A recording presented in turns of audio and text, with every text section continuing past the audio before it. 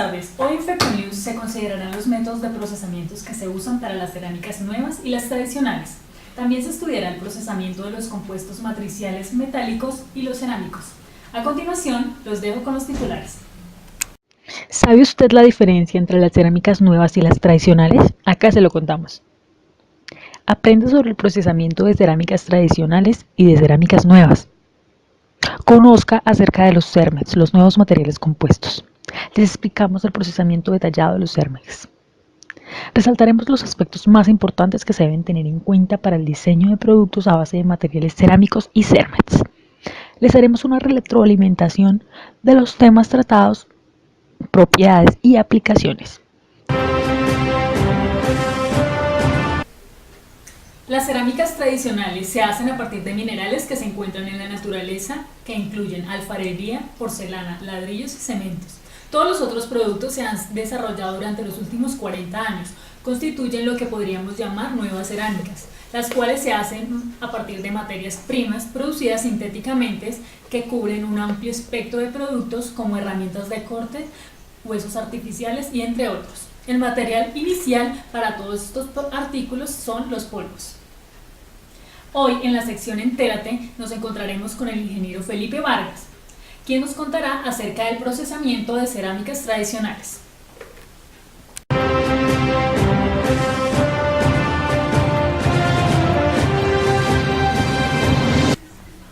Hoy en la sección Entérate nos acompaña el ingeniero Felipe Vargas, quien nos va a contar un poco más acerca del procesamiento de las cerámicas tradicionales. Bueno, Marian, ¿yo qué te puedo comentar? Este mercado de cerámicas es un mercado muy importante en el sector de la construcción, ya que abarca todo lo que es la producción de ladrillos, la producción de bloques y la producción de pisos cerámicos. En el procesamiento de las cerámicas tradicionales podemos encontrar objetos producidos por alfarería, objetos de grés, ladrillos, tubos cerámicos, azulejos y cerámica refractaria.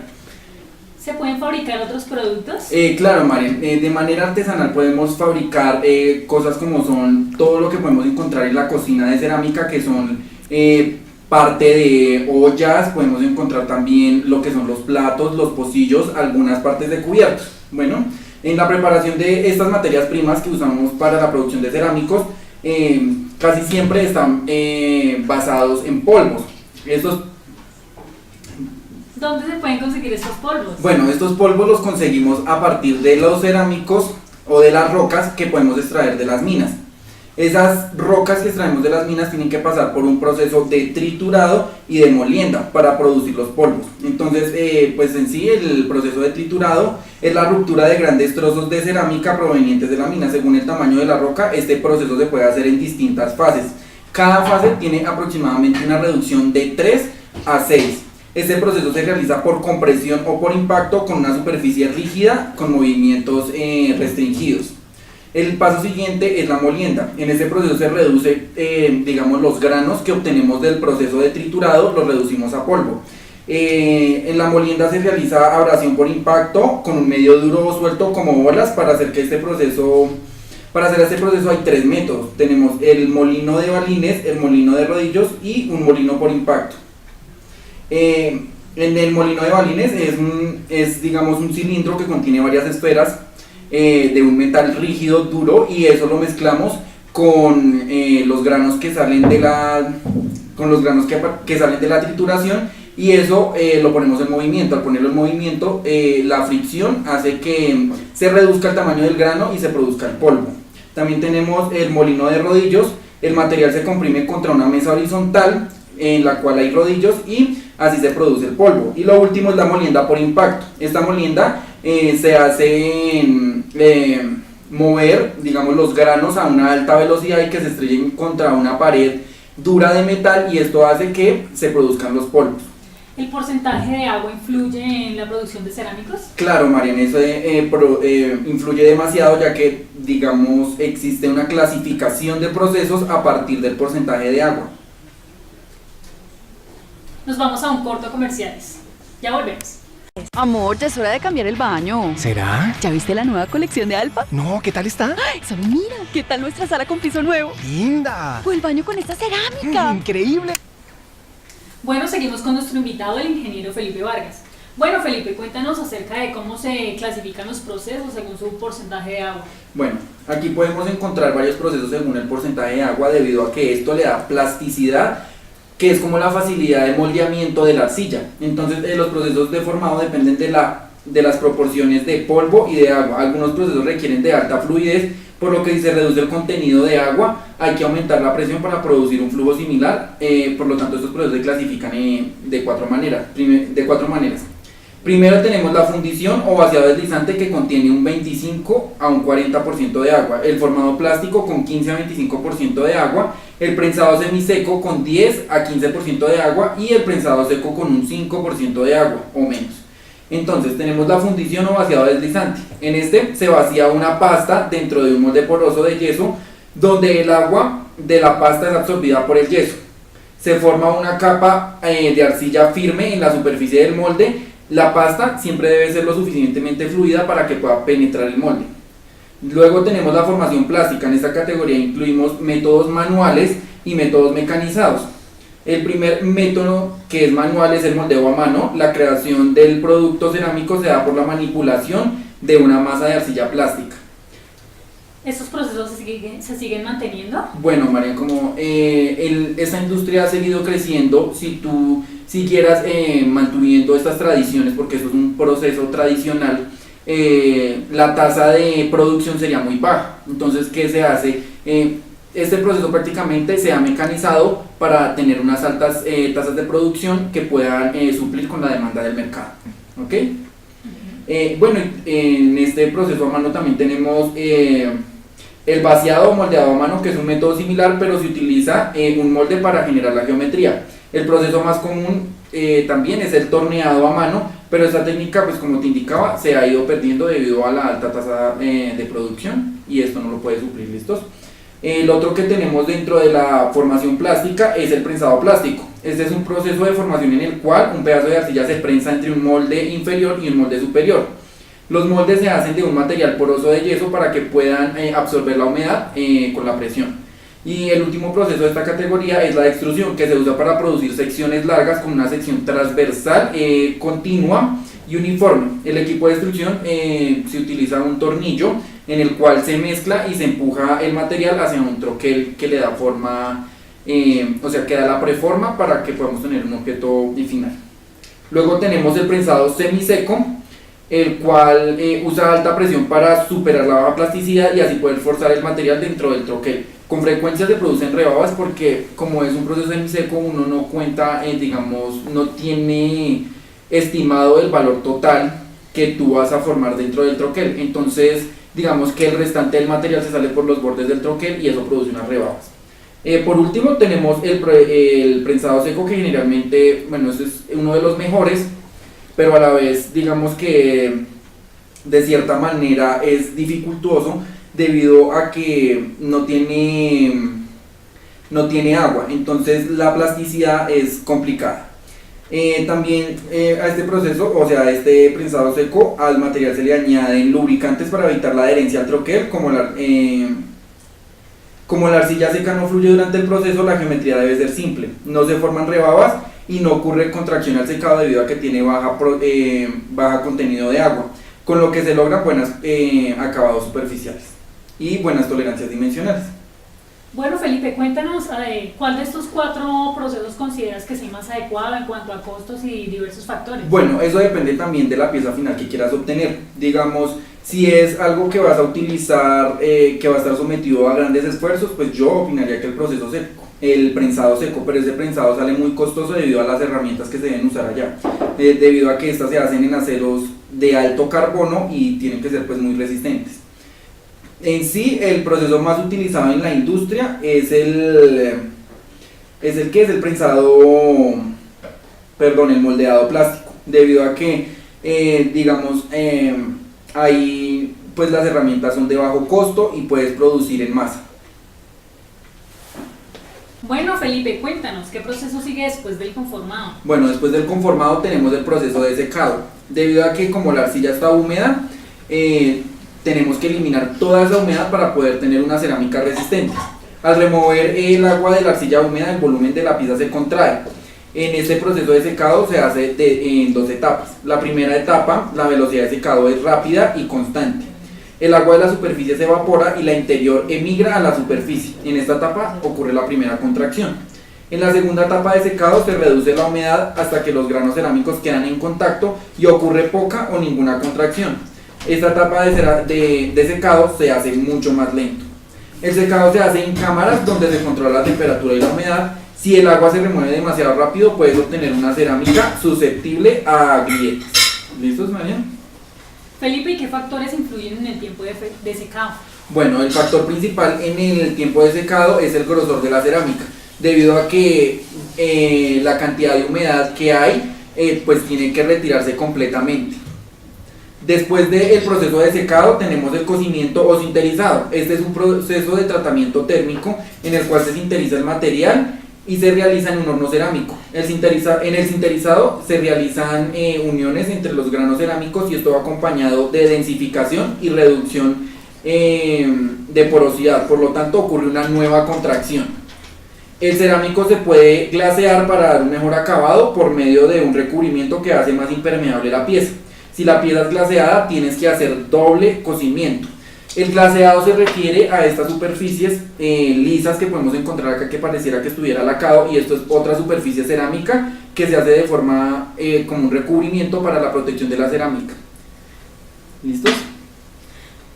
Bueno, ingeniero, ¿estos procesos se pueden llevar a cabo en casa ya que son tradicionales? Bueno, ya que es un proceso tradicional, se puede llevar a cabo en casa. Las temperaturas de cocimiento no son tan elevadas y pues tú puedes conseguir, digamos, con la simple arcilla que podemos conseguir en las misceláneas también se puede hacer cerámica, pero pues obvio no va a ser de la misma resistencia. ¿Listos? Bueno, nosotros te traemos aquí un lindo obsequio que se hizo de forma artesanal en nuestra empresa. Muchas gracias, Felipe. ¿Listos? Bueno, hasta aquí la sección de Entérate en el día de hoy. Nos comunicamos nuevamente a estudio.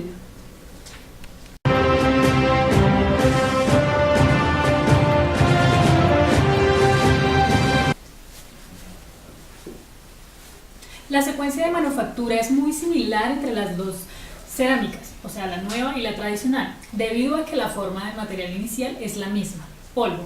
Sin embargo, los métodos de procesamiento para las dos categorías son bastante diferentes, por lo que se analizarán de forma individual. En el lugar de la noticia se encuentra mi compañero Julián Camargo, quien nos contará acerca del procesamiento de las cerámicas nuevas. Buenas tardes, Julián.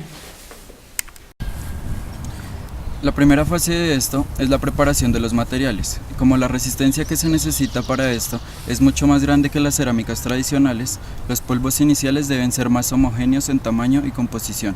Los tamaños de partícula deben ser menores. La preparación de los polvos incluye métodos mecánicos y químicos. Los métodos mecánicos constan de las mismas operaciones de molienda que se llevan a cabo en el molino de balines utilizado en las cerámicas tradicionales. La dificultad con este proceso es que la partícula cerámica se contamina con el material de la molienda. Para esto se realiza una siguiente operación que puede ser por secado por congelación y precipitación de la solución.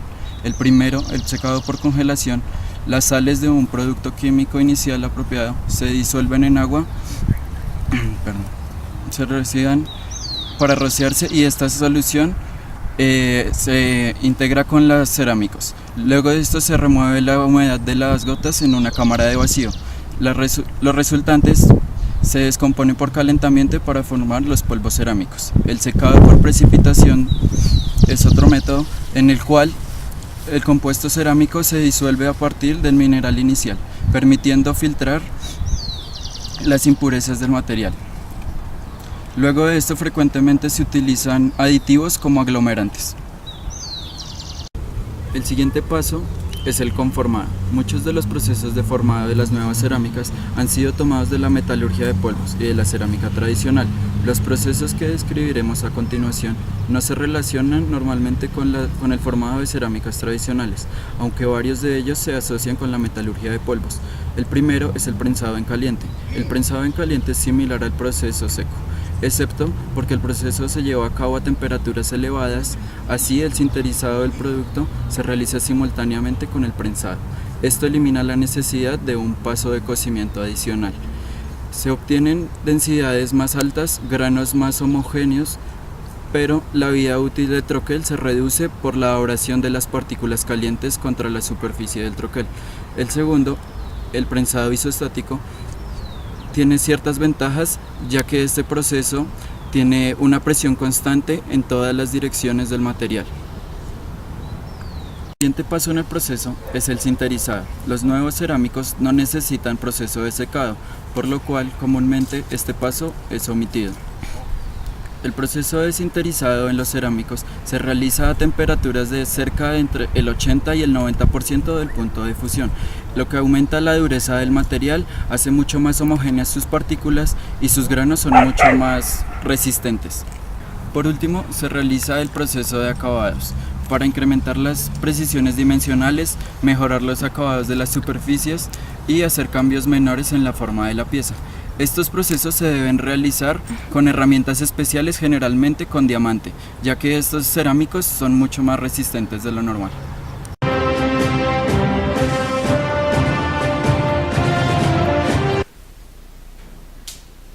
Si la aplicación es correcta, los materiales cerámicos tienen propiedades especiales que los hacen atractivos a los diseñadores, por lo cual es importante resaltar algunas consideraciones de diseño. A continuación, con mi compañera María.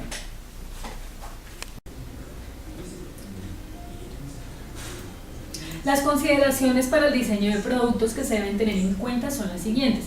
Los materiales cerámicos son varias veces más fuertes a la compresión que a la tensión. Los componentes deben diseñarse para soportar esfuerzos de compresión más no de tracción. Las cerámicas son frágiles y casi no poseen ductilidad. Las piezas cerámicas no deben usarse en aplicaciones que impliquen cargas de impacto o altos esfuerzos que puedan causar fractura. Aunque muchos procesos de formado de cerámicas permiten formas complejas, es deseable mantener las formas simples por razones económicas y técnicas. Se deben evitar las perforaciones profundas, canales y muescas, así como grandes proyecciones en voladizo. Los bordes exteriores y las esquinas deben contener radios o chaflanes, y las esquinas inferiores deben ser redondeadas, a excepción de las aplicaciones por herramientas de corte, en los cuales las herramientas en los ángulos deben ser agudos para que puedan funcionar.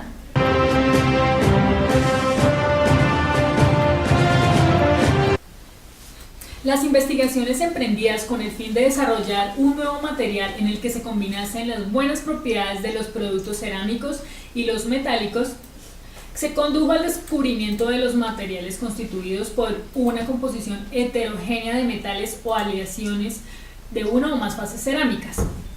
Muchos compuestos de matriz cerámica o metálica se procesan por métodos de procesamientos particulados. Los ejemplos más prominentes son los carburos cementados y otros cérmenes, los cuales se analizarán a continuación.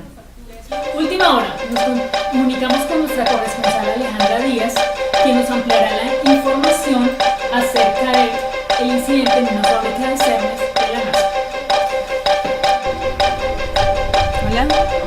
Hola Marian, me encuentro afuera de las instalaciones de la NASA en Washington, en donde sucedió un acontecimiento que por malos manejos entre el nitruro de titanio, el carburo de nitruro de titanio y el amoníaco que se ven en este proceso del CERMEN, fueron malos sinterizados y se vio una propagación y afectación en el aire. Entonces les hablaré más acerca de esto. La palabra CERMEN es una contracción entre cerámico y metal. Un CERMEN está compuesto por un metal y un cerámico. En algunos casos cloruro de titanio y cloruro nitruro de titanio. Este cerámico promueve una alta resistencia al desgaste y el metal aporta una alta tenacidad. El CERMEN puede considerarse un metal duro, pero está hecho de componentes diferentes. Es un producto plurimetalúrgico, siendo prensado y después sinterizado. ¿Cuáles están basados estos metales? En titanio, en nitruro y en carburo. Se ven hartas mezclas como lo son cloruro de titanio, carburo, nitruro de titanio, nitruro de titanio. Recordemos que estos son metales duros, sin embargo las partículas son principalmente de tungsteno las que les aportan esta tenacidad. Bueno, se cabe resaltar que esta fábrica estaba trabajando desde 1929, es un proceso que aún hoy en día es muy utilizado. También vemos cuáles son las ventajas y desventajas de este proceso. Las ventajas es que hay una alta resistencia a las temperaturas entre 1300 y 1400 HV30. Aumentó la dureza aproximadamente un 25%, una resistencia al desgaste notable y una mayor resistencia a la corrosión. ¿Cuáles son las desventajas? Que se necesita una cantidad exhaustiva para adquirir los materiales, son frágiles y se astillan con facilidad, se requiere una maquinaria especializada que sea más rígida y se necesita una alta velocidad y alta potencia para poder realizar estas piezas.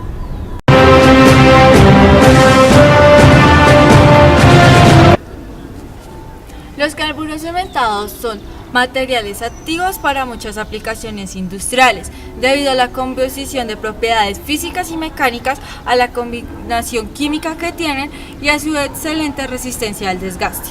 Los carburos cementados ultrafinos y nanocristalinos están recibiendo una atención especial debido a su aplicación en el desarrollo electrónico y automotriz. La resistencia al desgaste de estos materiales experimenta un notable crecimiento en el tamaño del grano, que puede verse por la adición de pequeñas cantidades de hidrovisores, los cuales son CR3, C2 y BC. La selección de procesos y las condiciones de sinterización. Los carburos cementados nanocristalinos presentan una mayor resistencia al desgaste por deslizamiento seco que los granos ultrafinos y submicroestructurados.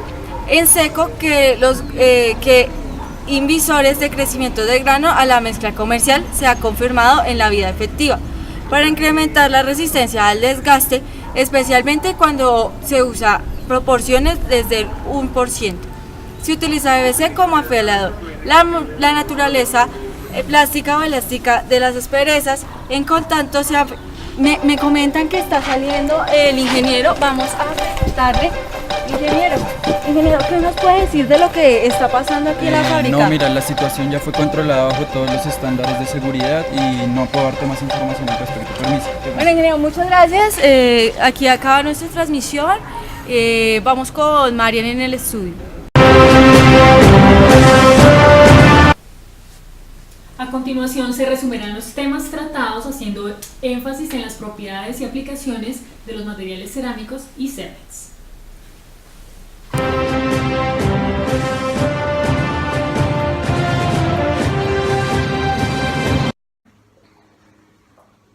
Bueno, muchachos, en esta emisión consideramos las diferencias principales que hay entre las cerámicas nuevas y las tradicionales, las cuales principalmente se encuentran en la manera de obtener su materia prima, ya que puede ser de forma natural o de forma sintética, al igual que las diferencias en cuanto a su procesamiento.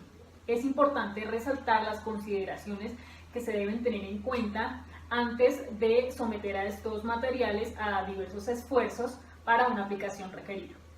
Sí, María, normalmente los materiales cerámicos tradicionales están compuestos por tres componentes básicos, como son la arcilla, la sílice y el feldespato. Un ejemplo de estas cerámicas tradicionales son los ladrillos o tejas que se utilizan en la industria de la construcción. También podemos encontrar losas cerámicas utilizadas en la industria eléctrica. Estos elementos se producen en procesos de 4 etapas. La primera etapa es la preparación de las materias primas, la segunda etapa es el proceso de formado, la tercera etapa podemos encontrar el secado y en la última etapa es la de cocido o sinterizado. En estos procesos se pueden encontrar procesos artesanales de baja producción que se pueden llevar a cabo en la casa o procesos muy controlados de alta complejidad y con muchas limitaciones. Bueno, por otro lado tenemos los nuevos cerámicos. Estos nuevos cerámicos, su gran diferencia con los tradicionales es que se tiene que preparar más la materia prima. Entonces sabemos que el material debe tener un tamaño de grano mucho más fino para poderse aplicar. Otra diferencia grande que tiene con los tradicionales es que este no requiere de secado, simplemente se pasa a la etapa de sinterizado. Sus aplicaciones principales están en la industria de la medicina por las prótesis, en la industria de la tecnología, ya que son materiales conductivos y resistentes a la temperatura. Los chicos, no dejemos atrás el CERVEC. En CERVEC es un compuesto entre cerámicos y metálicos, el cual se diseña para tener propiedades óptimas tanto de la cerámica como su alto punto de fusión, como mecánicas, que es para su resistencia al cambio. Los CERVEC se usan para la fabricación de resistencias, condensadores y otros componentes eléctricos. Se ha llegado a tal uso a llegar a naves espaciales y a materiales biomédicos, lo cual hoy en día pues está innovando su industria y está haciendo una larga duración de vida de estos elementos. Esto es todo por hoy, muchas gracias. Gracias.